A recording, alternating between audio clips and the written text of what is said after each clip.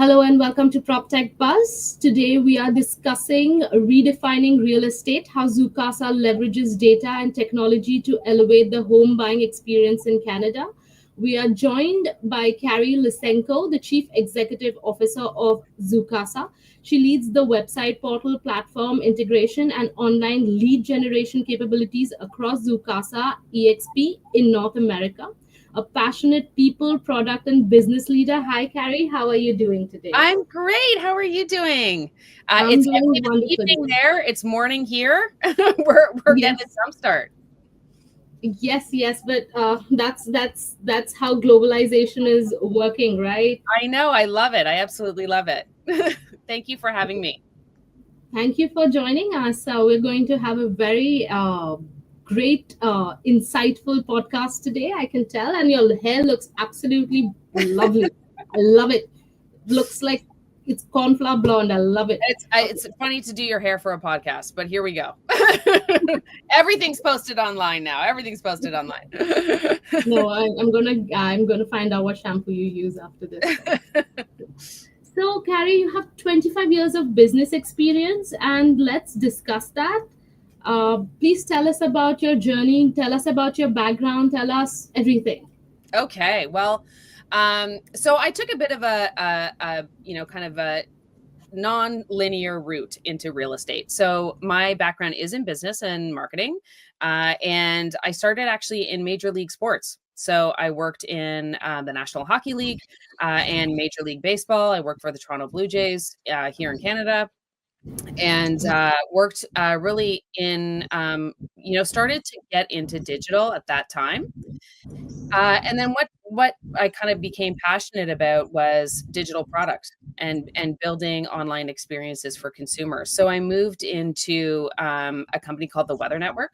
The Weather Network is the largest online weather provider in Canada.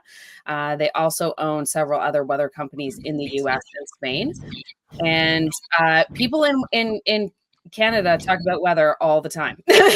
So the rumors are true. It is cold here. So we have all four seasons. And so it becomes a big topic. But I ended up working there for 14 years and really led the growth, even pre-iPhone invention, all the way to really having the digital experiences be about 65% of the business. And so going through that, I was looking for something else that was, in a business sense that was really meaningful. I ended up joining as an equity partner with Lauren Haw, who was the founder of Zoocasa, in 2019, incidentally, right before the pandemic. So that was a great leadership challenge. But I joined as the chief operating officer there in the fall of 2019. And really, the two of us together were really trying to build really kind of a unique online experience, really from first click to moving day.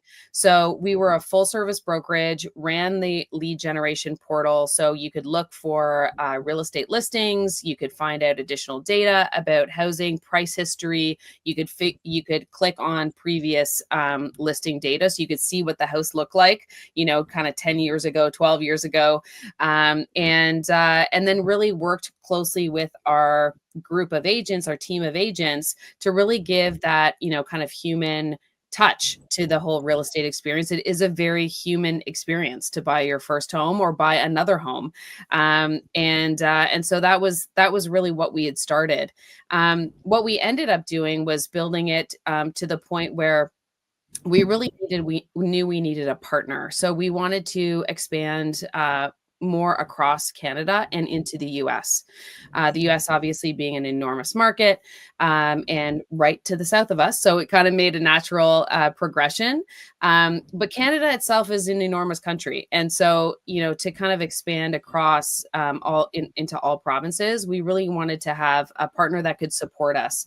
And we ended up finding that in eXp Realty. So eXp Realty it operates, it's traded on the NASDAQ. It's a publicly traded company, operates in 24 countries, including Canada and the US.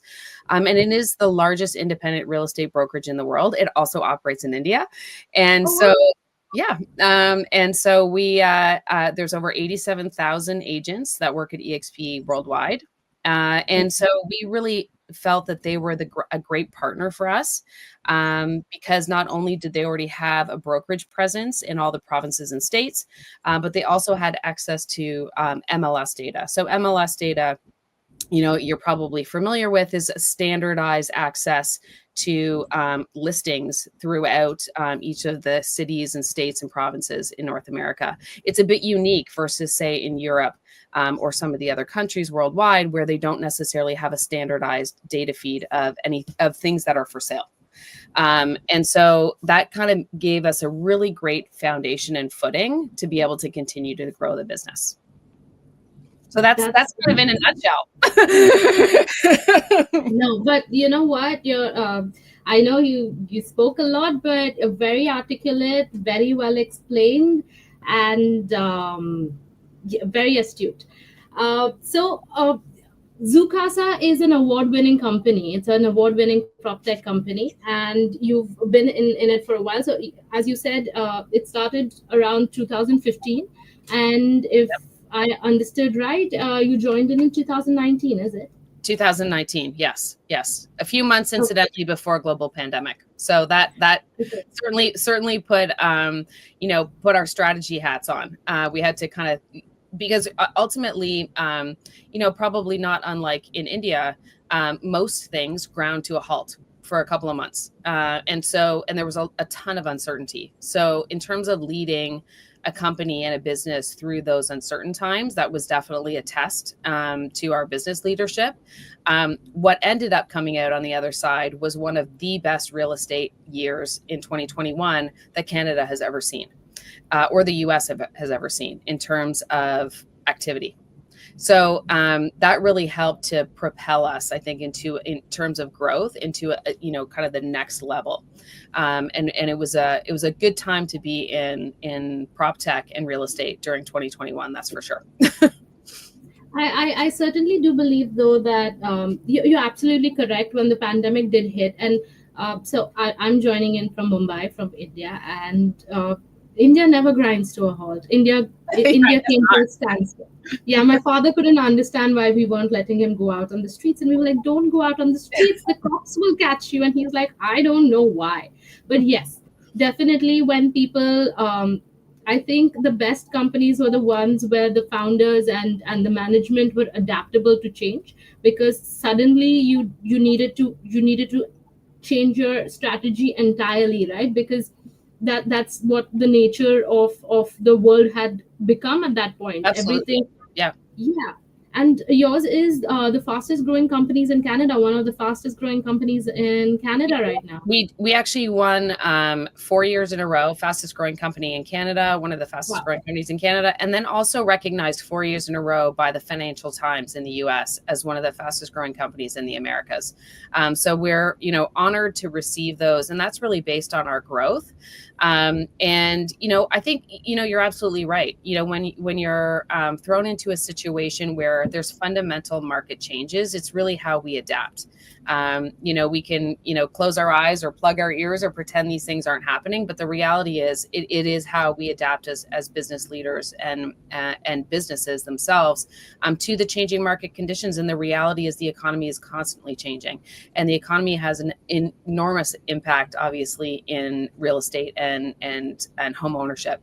And so what subsequently happened was obviously quite a decline in real estate activity over, kind of steady over 22 and into 23 and 24. In 2023, it was one of the lowest real estate years in 40 years. In Canadian history. So we really went from a highest of highs to one of the lower periods. And then so it's adapting to that as a business. And so, yeah, you do have to get creative. But one of those things that it did do is that, certainly in Canada and parts of the US and maybe in parts of India, over 1 billion people is a lot harder to keep inside than 40 million. And so, but it pushed everybody online, right? So if you are in the prop tech industry and you're running a digital platform that helps people buy and sell homes online, and conduct their home search, well, that's actually a really ideal place to be, because that's where everyone is. They can't just go to open houses. They can't walk around. They can't walk into people's houses as freely and openly. And so, where we used to see about 90% of home searches start online, it really pushed that number right into 100. And so all home searches start online now. And so that really just helped, I think, propel our business and our value proposition of having, kind of a compelling online experience for people to use and to leverage.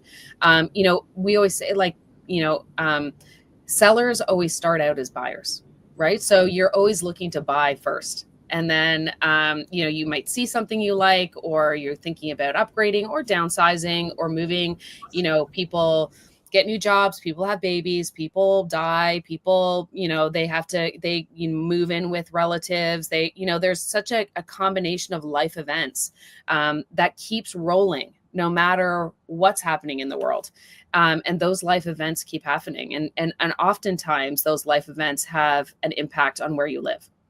And how you live. And I think being able to work in an industry that helps support people making those really important decisions I'm very grateful to be in this industry. And I think it's a great time and a place to be creating experiences that help people. I think that's actually the key to running a successful enterprise, is to understand human behavior, right? That's actually the key to it. And if you can crack that, if you can crack how people behave, how people think, and if you have enough data around that, yes, then you definitely have a successful business going. But could you tell us a little bit? So understanding that during COVID, there were the entire shift to online searching and all of that. But then you also said 2023 was the slowest time for the real estate industry. Then how did you all adapt then? Yeah, And and I right? think it's at Zoocasa. So there's a couple of pieces. So, in our business journey, as Zoocasa, one of our a major event was that we got acquired. So we were acquired by eXp Realty in the summer of 2022. And again, we kind of were looking for a partner, equity partner, acquisition partner at that time in 2022, because we realized we needed to expand and wanted to expand. And to do that quickly, we knew we needed a partner. And somebody that was established in just based on licensing, based on brokerage operations rules, province to province, state to state. We knew that to do that quickly, we had to have somebody, a partner that was already established. And so eXp Realty gave us that. And they've been an amazing partner. So, not all acquisitions have a happy ending. Ours really did. And in fact, we, starting in 2022, we were able to expand coast to coast in Canada. 2023, we started expanding into the US. We are now in all 50 states. And there's no way we could have done that within kind of 12 to 18 months if we were on our own engines. Do you know what I mean? If we were working with an established larger partner, to help, and parent company to help us through that journey. So it really kind of propelled us into what we say in Canada, a hockey stick curve, because everything relates back to hockey. It propels us into this, into being able to really kind of cement more of an experience and a presence in a brand new country, which is not easy, right? But I think for us is necessary to grow.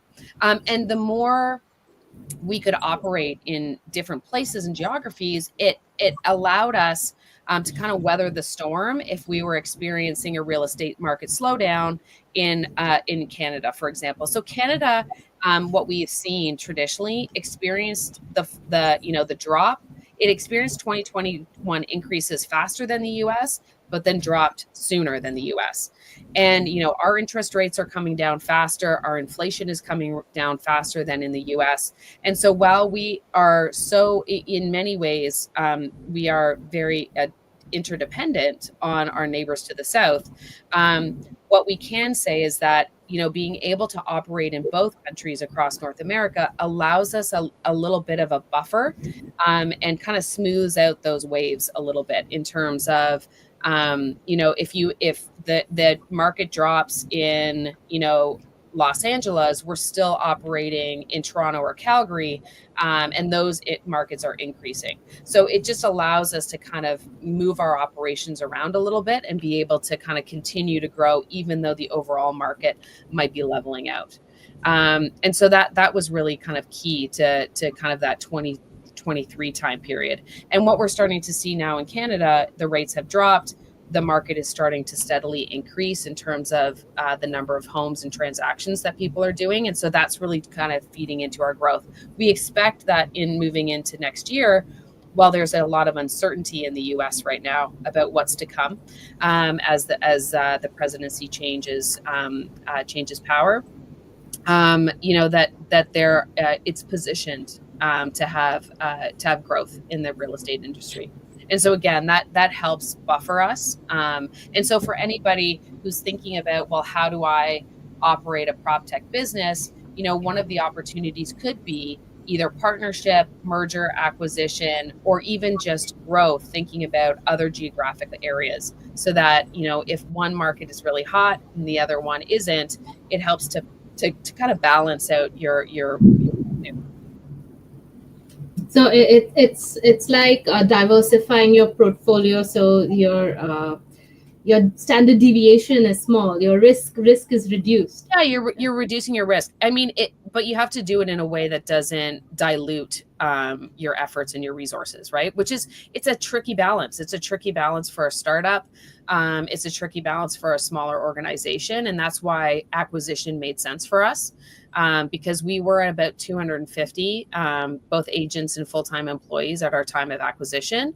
And so that, we weren't a very big organization. And so, being absorbed into a parent company with over 2,500 full-time employees and over 87,000 agents, that's a much different experience, right? So, but yeah, that really gave us more of a solid footing to kind of weather out the ebbs and flows of the market. And so, I appreciate that it's easy to say, oh, just get acquired. Like it's easier said than done. But I think it is about, maybe if you are struggling with growth, thinking about your value proposition and thinking about, okay, where am I operating and maybe where could I be operating so that there is an opportunity for us to, again, maintain, kind of a consistency around revenue and growth, even if you put all your eggs in one basket in one city or in one market. Yeah, if that experiences a downturn, then that you get stuck in a really tight spot. Definitely. So you really have to make sure you have a contingency plan and you can adapt to it quickly.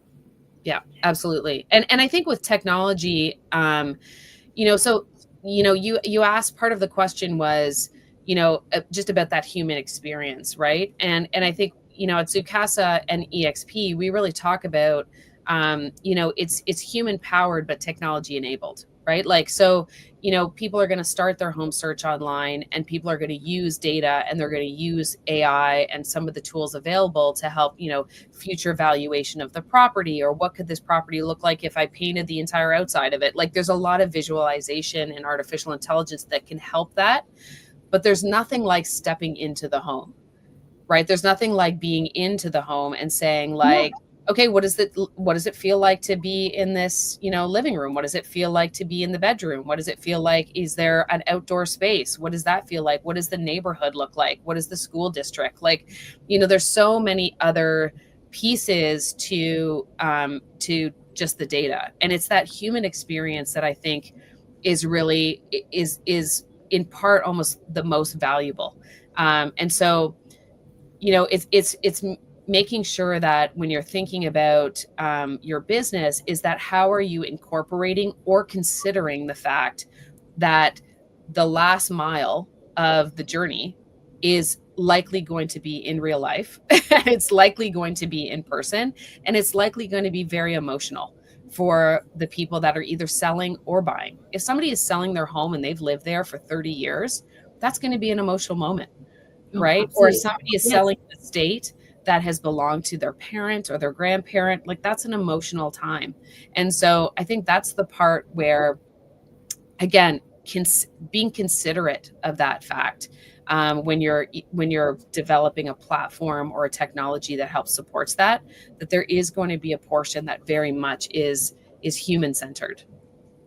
So when you're talking about the entire human experience, right, and when you do tend to look at the entire experience of life, it is a very human thing, right, because that's what we're doing constantly.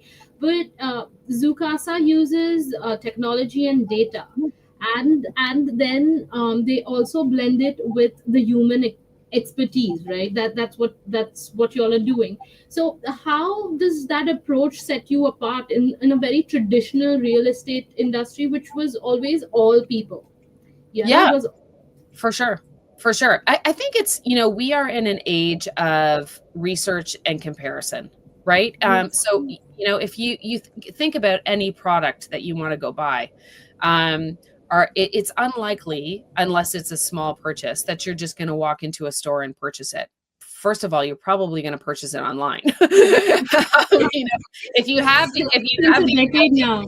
yeah, if you have the availability and you are in an area where there's online delivery, you're probably going to go there first. But you will compare. How many times have you even stood in a store and said, "Oh, I see that they have this product. Let me just see how much it is on Amazon." You know, so we're in a world of comparison, of online reviews, of understanding the most that we can before entering the transaction. And so, like I said, even if the transaction is small, we're buying a new shampoo, we're buying a new, kind of television, we're buying a new, we're going to look at reviews, we're going to look at price comparison, we're going to look at different areas, different e-commerce sites for where they sell it. There's a lot of that information, and I think housing is no different. While the purchase is much larger and it's a much bigger investment, if anything, our research is deeper, right? So we're going to, look at all kinds of different neighborhoods. Maybe we have children, and so school districts is important. Maybe it's distance to our parents, or it's, we want to be in the same neighborhood as family. Maybe we are moving to a brand new city because of work. There's a lot of those things. So you're really going to research that area, and you're going to start to develop preferences, right? Or you say, like, I have to have 4 bedrooms, I have to have 2 bathrooms, I have to have, whatever that have to have is on your list. You're going to do all of that research and set all those, kind of filters and preferences, and then you're going to start to actually go into your search, right? And the great thing I think about online home searching is that for the most part, I can do a lot of that without an agent, right? But it's the Yes. expertise of going through the transaction and going through that emotional piece of the last mile that I think is so important to have that human touch. And that's where, so at Zoocasa, we try and provide all the upfront data and tools so that users can do all that home search and do a lot of that research on their own. But when they're on the street, and they're looking for that agent experience, that real estate experience, to help them guide them through the transaction and finding that perfect property for them. That's where I think the agent really shines, right? And that's really a lot of their value. And it is it's a business negotiation, right? So negotiating with a home seller or negotiating with a pre-construction, builder, there's a lot of nuances to that negotiation, and having an experienced agent working with you that is somewhat detached from the emotion, I think really provides that, important kind of third party perspective. And that's really what we work. So we have a coaching arm at Zoocasa, that really is like a high touch coaching and training arm for our agents, so that we Really? are really working. So we're not only giving client leads to our agents, but we're coaching them through the experience and how they're working with agents, so that they can give that, that nurture, that experience, that neighborhood information. They know what's for sale in the neighborhood. They've walked through those properties themselves before they're going to show them to you. Like all those really important pieces that you're counting on an agent to provide to you. We really feel like that's an essential part of the experience, and that's why we really consider it from first click to moving day, right? Is what is, and even if your prop tech business doesn't cover some of those human experiences, know that those are also probably going to happen. So, that is, you just have to be, like I said, either involved in that portion or considerate of the fact that that's going to happen. Um, and so I think, that it is a way of work, of using technology to help support ultimately what the home buyer or seller is going to need and going to want, but then being able to be there, as a human to human, to Yeah, kind of definitely. work them through that transaction. And that's where we find is a really unique value proposition and offering that we have at Zoocasa. Now, when you do explain it that way, yes, it does make sense. And like in a world that's getting so digitized so fast, and they're removing the entire human experience from the entire enterprise. But so I haven't shopped, I think, in a store in the last 10 years. I just Mhm. order it online. I just order it online and I send it back, and maybe I don't even care to try my clothes on anymore. I bought this online. So I mean, yeah, yeah, I tend to buy everything online. And yes, I do realize that if I do feel like, okay, I'm going to buy a house and I may want to look at it online, but once I reach the house, I need to talk to someone. I need to bounce my ideas of someone. Mhm. I need someone to tell me how I feel about it. Or yeah, that entire human experience cannot be substituted. It absolutely cannot. And I think it comes back to what we talked about before, which is that, there's a feeling that you get when there's a difference between, kind of buying a car or an automobile online and then buying a house, right? Like a house means, and a home, not necessarily even a house, a condo, apartment, whatever it may be.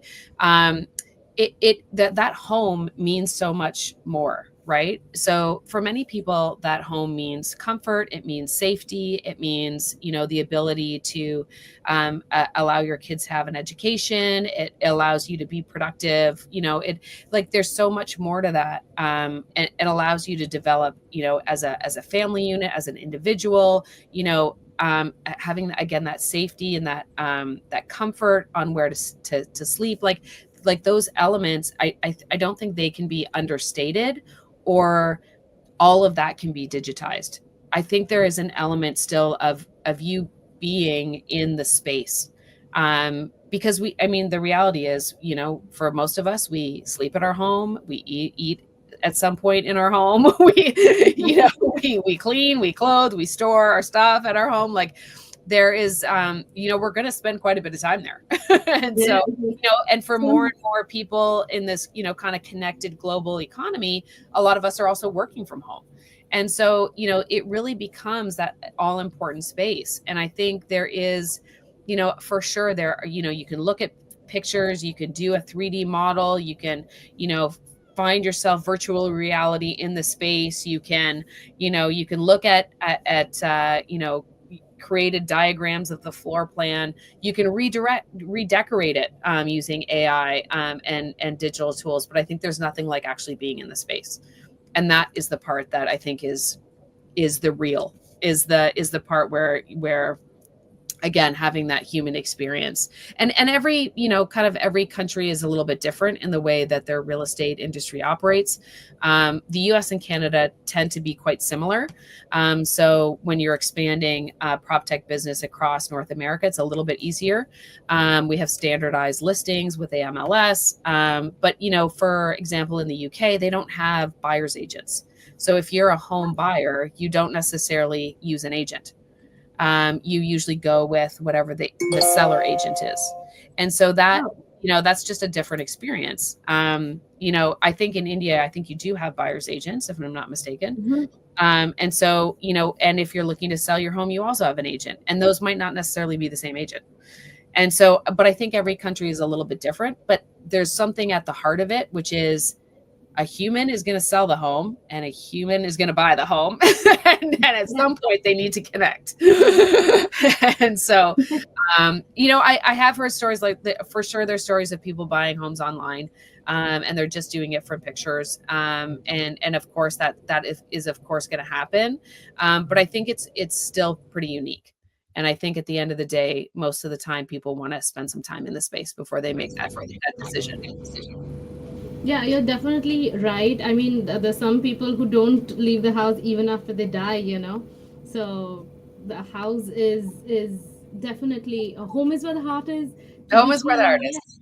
I think it's one of the most important decisions in your life, right? I mean, other than who you get married to, where you live is probably Mm. the most important decision of your life, because you spend all your time at home, and I when think it you're has in a huge impact, right? Like it has a huge impact on your quality of life. And absolutely. we know that from very unfortunate people who live in unfortunate housing conditions, right? So we know Absolutely. that the impact it can have, and the importance it can play in No, terms I of completely success. agree with you. I completely agree with you. If I mean, there is a work from home culture now, but I mean, when you have a hard day, or where you know you're anywhere and you're just having a bad day, and you're like, I just want to go home. You Yeah. know, I want to go home in my bed. So yes. Okay, so your platform offers a suite of digital tools for home buyers and sellers. How do these tools improve the real estate journey and empower the real estate market? Yeah, I think I mean you hit the nail on the head in terms of empower buyers and sellers, right? So, as we talked about before, a lot of that journey around research is happening upfront and is happening online. And so, we really wanted to build a suite of tools that allowed people to have access to as much listing data and price history as possible. In North America, it's a bit unique because we do have the MLS systems. And so, each real estate board publishes their listings. And, so every portal essentially has the same amount of active homes for sale. It's what you do with that data, I think, that really provides value to people online. And so, we look at sold data, we look at price history, we link to the listings, so you can look and see what the home looked like, 4 years ago, 5 years ago, 10 years ago. In some cases, the homes have been completely bulldozed and a new one's been built in their place. But that really provides a lot of insight for a buyer, right? Because they really know what they're getting into. And so, for us, not only do we provide that upfront research, we also have a content team that is really trying to present and provide context to different market conditions, to market trends, because now in this world of AI, you can create content, with the hit of a keystroke with ChatGPT, but that's not necessarily giving everyone the context that they need in terms of information. And so we really want to create unique content that takes, kind of industry data, from authoritative sources, and build a reputation around a real estate voice. So we have that real estate voice in Canada. We have been operating now in the US for just over a year. And more recently have been, quoted in Yahoo Finance, in MSN, Business Insider, Fox News, and so some of these really big outlets, because audiences are looking for context. So, where to buy a home on a single income, where are the top 20 cities in the US where they've seen home prices drop more than $100,000? What is the comparison between what you can get in Canada for $1 million and what you can get in the US for $1 million? And how does that compare across different cities, right? So just again, that context that is really important, I think, for buyers when they're looking, especially if they're looking at a brand new city or a brand new market where they haven't lived before. And so, or maybe there's an opportunity for those who are maybe struggling with housing affordability, for them to really consider other cities or areas where they hadn't really previously considered. And so, again, under that lens of context, affordability, understanding market conditions, that's really what we're trying to do with data. And we really feel like that's what sets us apart. So that's really interesting. So there are two aspects to it. You have so you have a lot of information around buyers and seller behavior, Mhm. And through that, also because now we have AI, you can consolidate a lot of data that you get from across places. So not only can you predict what buying and the trends in maybe buyer or seller behavior is going to be like, but you can also tell if a market is going upward or downward in the future, because you can predict market behavior there. Well, we can to some extent. I think, as good and as powerful as AI tools are, humans are sometimes unpredictable. And I think we've all seen that with some of the recent elections that we've seen in certain countries around the world. There is a sense, I think, in many places of uncertainty, uncertainty around the economy, uncertainty around job security, around policy. And so, I think there is a sense of, this is what we know and what has happened in the past. And so this is what we can predict for the future. But it's like predicting the stock market or predicting, other, economies worldwide. There is a level of uncertainty there. And so, generally speaking, I can say in Canada, we have a lot of inventory on the market. It's a buyer's market right now. Our interest rates are dropping, and our home prices are staying steady. And so, being able to borrow money, with a lower financing charge, being able to buy a home potentially in a band that and a price that is reasonable, that's just going to increase activity. And that is just the basics of economics. And so we do expect that we're going to see an increase in activity, because will reach a point with our interest rates where, it is just more palatable, for people in terms of their home financing, that they can afford, to buy, and to enter the market. We've had a lot of people sitting on the sidelines, for a number of years, as prices were consistently increasing in Canada. Now that those have either dropped or leveled off in certain markets, we're seeing people come back to the table. And so that's exciting. It's exciting for people who've been waiting, to find a new home. And I think it's exciting for people who are in the real estate industry like ourselves. In the US, I think it'll pace out a little bit differently. They don't have as much inventory on the market. A lot of sellers have taken things off. They have different mortgage products than we do here in Canada. So when you get a mortgage, you often get it for 30 years. Whereas in Canada, you get a mortgage product, but you only kind of agree to the bank for 5 years and then you renew your mortgage. And so it's just a different kind of pacing in terms of, how people enter the market. And so, but their rates have kind of held steady. And so it is tampered down, the real estate activity, but at the same time, their economy is doing quite well. And with the elections, their economy is doing even better. And so, Mhm. it'll be interesting to see how that translates coming into, the new year. We do expect that the real estate activity will increase, even though rates are still quite high. But for the most part, we expect that, the economic position of the U.S. will be positive, and so that will lead to, kind of a greater activity level in real estate. But like I said, things are, you can look at all that previous data and make those predictions, but yeah, we're all in it to see where we end up. You know, my I've never seen a normal real estate year. You know what? I started my real estate career just over 5 years ago, and I've never seen a normal year. We went into a pandemic, and then highs and then lows, and then, now it feels like a little bit like we might be pacing into kind of what is a predictable, kind of spring market coming into 2025, but we'll see. We'll see. Yeah. Well, will it? Do you think so? What does experience say? So, Uh, okay. Experience says I think we're going to see an increase in activity versus 23 and versus 2023 and 2024. Oh, well, then touch wood to that. I hope you see an increase in activity and you have a flourishing year. So let me get into my last question with you, because I know you're strapped for time now.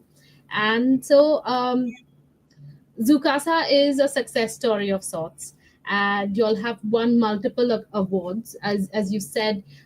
You've won awards in innovation, and you've won awards for growth. So, what would you say was Zoocasa's secret to that success? Yeah, I think I think for us, in the real estate industry, like I've said, we really tried to focus on the whole journey. And even if we weren't participating in the whole journey, understanding that it's going to happen. So, understanding if you're only working on the tech side of prop tech, that human element is still going to happen, and how do you prepare or interlink with that? I think the secret to Zoocasa's success is thinking about that first click all the way to moving day. Um, we have an inside sales team that works in the middle of the funnel, that really does nurturing and outreach to all of our clients in our pipeline, and really kind of keeps that connection going. And we're always thinking about how do we provide value. How do we provide value? We're always coaching our agents and training our agents to say, like, what is the value you're bringing to your client? And it should be experience and knowledge and expertise around, whatever neighborhood they're interested, or, whether it's buying or selling or leasing, finding out, how do you bring value? And I think if you operate a business from, what is my unique value proposition, and how do I connect with my customers on that, I think you'll always be successful. That's amazing. Yes, you're absolutely right. When your intentions are right and when you look to add value to people's lives, the only way to go is up, right? There's no other way around it. Absolutely. And yes, and it's absolutely been a pleasure talking to you, Carrie. And I'm really going to start following the Zoocasa journey and looking at where and how y'all grow. I'm actually going to look into see where y'all are in India as well, and I'm really curious about what y'all are up to here. So I'm Yeah, gonna look look for into it. EXP Realty in India. It's yeah, we've got, I think we have over 1,000 agents. So it's Wow. tiny comparatively to the population, but growing fast, and we recognize what a tremendous country India is, and a market, and so we're excited to be there, and to continue to grow. You know something cool about India? I'll tell you that ever since I'm a child, people think that hockey is our national sport. Yes, we are actually very good hockey players too. Yes, we are. But now, since education and knowledge is everywhere, we realize that India doesn't actually have a national sport. But if you go and ask an Indian what Indian national sport is, they'll tell you it's hockey. Really? Yeah, Yeah, but not. that was We not what play I hockey. expected. Yeah, but we don't play hockey on ice. We play hockey on grass. Oh, that's true. Yes, field hockey or cricket. I would have said cricket, I think, actually. Um, but yeah, we have an amazing, like, hockey night in Canada. Saturday nights in the wintertime is in big around here. And we have an amazing broadcast that's it's hockey night in Canada in Punjabi. It's great because we have such Oh an wow! Indian population here in Canada. So yeah, we welcome the diversity, and I think it's great. I think it's great that people who either tend to visit or to choose to stay in Canada have adopted hockey on ice as Well, I would something that they really, want to really. watch. I think it would remind them a little bit of home, right? When they're like, Maybe. "Oh, hockey, okay." Then, even I want to go watch hockey. But I think you should. We have a really super hit movie in India called Chuck Day India, and it's made on the Indian hockey women's hockey team. Oh, I very don't know. cool. Have you heard of Shah Rukh Khan? He's like the lead in the movie. That name sounds very familiar, actually. Yeah, yeah. You check him out. He's the most famous Indian actor. Awesome. Yeah. I Yeah. will. That sounds so fun. Yeah. Well, it's been an absolute pleasure talking to you too. It's And been take care. And I wish you and all your listeners the best of luck on their own journeys. Thank you. Generally, it's me who signs people off, but I think you did such a good job that I'm going to let you sign them off. And to our PTB audience, this is Carrie, everybody, and she has given us great insights into the world of real estate in Canada and in India and in the North America. And thank you so much for joining in. Until next time, thank you. Bye-bye. Bye. Bye.